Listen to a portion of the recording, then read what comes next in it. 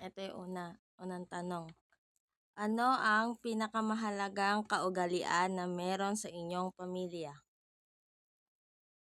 Pag-aaway. Hindi nga. Kaugalian. Ha? Pag-aaway, hindi makaintindihan Hmm. sa bawat, di ba? Yun yung talaga yung ginagawa nyo sa kaugalian sa inyo? Pag may nagtatanong, siyempre, hindi maintindihan eh. Kaya kailangan ikaw malapit sa kanya para may paliwanag. Okay. Eto, pangalawa na, number 2. Mayroon ba kayong mga kaugalian sa pagkain? Wala. Wala. Kaya tagbibigayan. Nagbibigay. Okay. Number 3, pangatlo na. Ano ang mga kaugalian sa pagbati o pag-uusap sa loob ng bahay? Pag nag-aalok, halimbawa na, bato, ayayin mo sila na kumain na mag-alok ng, sana, kain na tayo. O ba, kahit sino, kahit sinong kahit mong kaibigan na yayain mo kumain, kung meron. Eto. Panglima na. Ano ang mga espesyal na okasyon na ipinagdiriwang sa inyong pamilya? Yung mga okasyon daw. Birthday, ano pa? Birthday, bagong taon.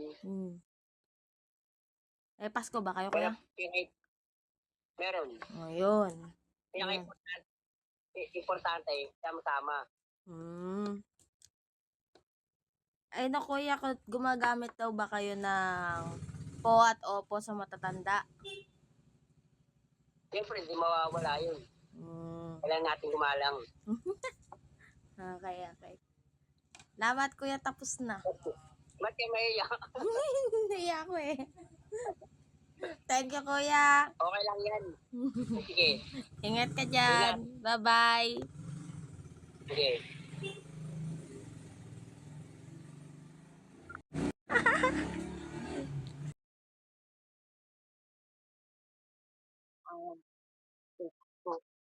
Ano ang pinakamahalagang kaugalian na meron sa inyong pamilya?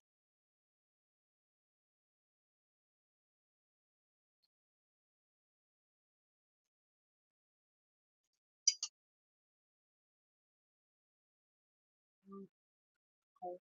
Number 2, meron ba kayong mga kaugalian sa pagkain?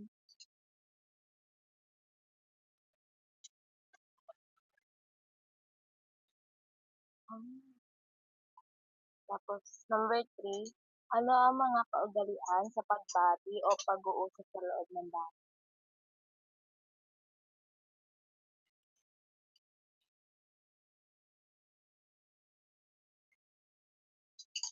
Number 4, meron ba kayong mga patakaran tungkol sa pag-aayos ng mga gamit o paglalagay ng mga ito sa tamang lugar?